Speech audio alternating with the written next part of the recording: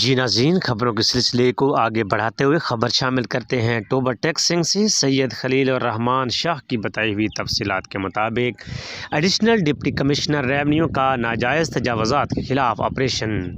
Municipal committee Toba کی جانب سے محلہ ہڈا روڑی کے مکینوں کو 3 دن کا نوٹس جاری کر دیا گیا۔ انتظامیہ کی طرف سے آپریشن کے دوران ہڈا روڑی کا مکمل صفایا کیا جائے گا۔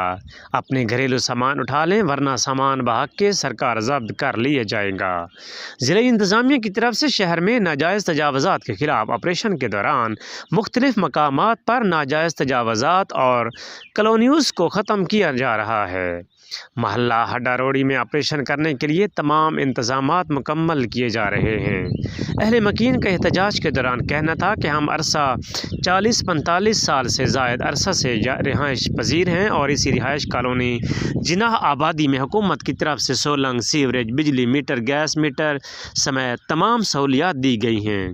عرصہ 40-45 سال بعد ہمیں مالکانہ حقوق دینے کی بجائے یہ آپریشن کر کے اس سردی میں ہمارے گھروں کو مسمار کرنا ہمارے ساتھ انتہائی ظلم ہے۔